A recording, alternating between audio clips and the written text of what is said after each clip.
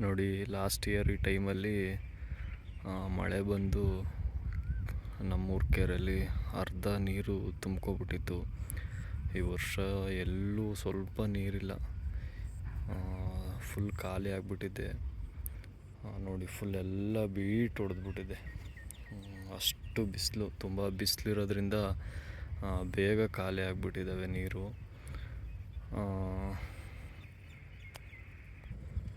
ಇಲ್ಲಿ ಸುತ್ತ ಇರೋ ತೋಟಗಳೆಲ್ಲನೂ ಈ ಕೆರೆನ ನೆಚ್ಕೊಂಡು ಬೆಳೆದಿರೋ ಅಂಥದ್ದು. ಈ ಕೆರೆಯಲ್ಲಿ ಒಂದು ವರ್ಷ ಕೆರೆ ತುಂಬಿಟ್ರೆ ಒಂದು 2 ವರ್ಷ ಬೋರ್ಗಳಿಗೆ ಯಾವುದೇ ಸಮಸ್ಯೆ ಇಲ್ಲದೆ ರೈತರು ನೆಮ್ಮದಿಯಾಗಿರ್ತಾರೆ. ಆದರೆ ಈ ವರ್ಷ ಇನ್ನೂ ಮಳೆ ಬಂದಿಲ್ಲ, ಸ್ವಲ್ಪ ಭಯ ಆಗ್ತಿದೆ. ಈ ವರ್ಷ ಫಸ್ಟ್ ಟೈಮು ಮಳೆ ಬರೋ ಥರ ಮೋಡ ಆಗಿದೆ.